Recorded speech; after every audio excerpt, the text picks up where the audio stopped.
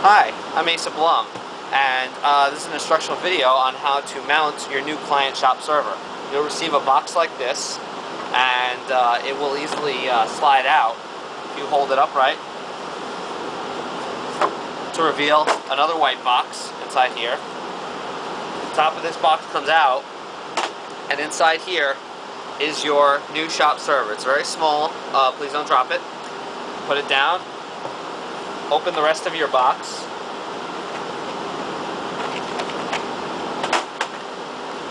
See, the compartments open up. And inside is a power cable.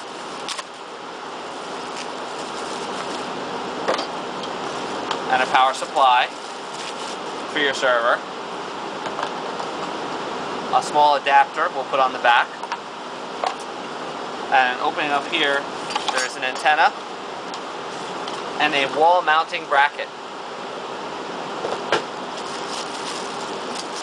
Our first step will be to mount this bracket on the wooden wall or the wall behind over your network switch in the back room. I'll follow you. You should have a simple screwdriver, Phillips head, and 2 to 4 screws, small screws. So we're going to go over to the wall in a moment and screw this in. So here we are at a wooden wall. Usually there's a wooden wall or a wall right above where your network switches are in the back room. And you'll just place the bracket on the wall like so. And place a screw and screw it in. It doesn't have to be perfect. It can be a little askewed, but it's not a big deal. So we'll line it up. So here we are. We just put a simple screwdriver, put your screw, and just push the screw in and start turning. This should screw into any wall that you have nearby. And with a few twists of the wrists, just put in one screw snugly, and you'll be able to position it, straighten it out, and put your second screw in.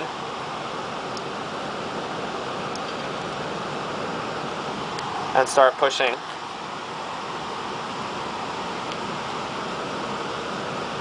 This should take very minimal effort, and in fact 2 screws, if it's nice and snug on the wooden wall, is more than enough to mount your device.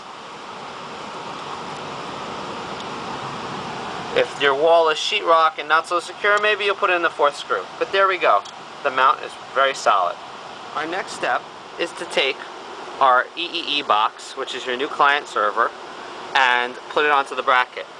Now you'll notice that on the bottom there's a screw hole that will match up and line up with that little thumb screw right there.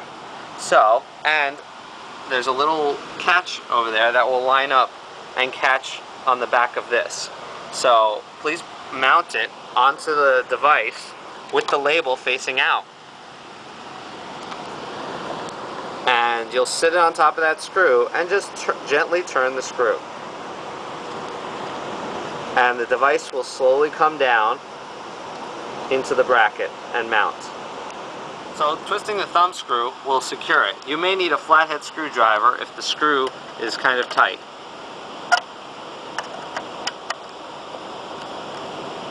So now you can see that by tightening the screw up all the way so it's flush, the device is now firmly secured in there.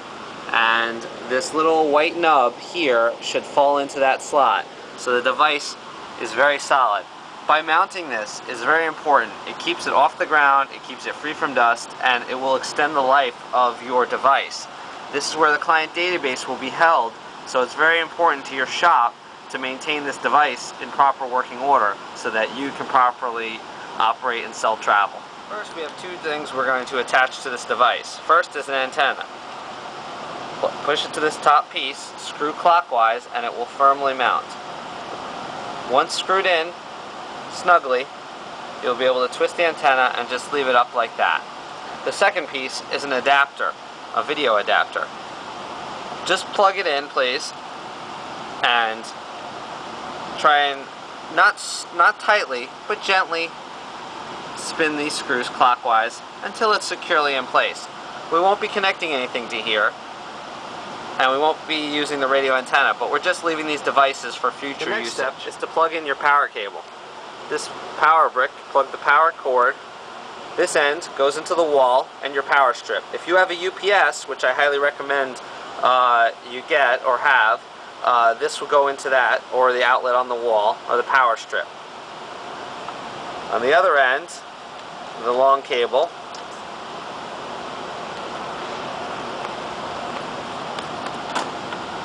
is your power connector, and that simply goes in right underneath the antenna.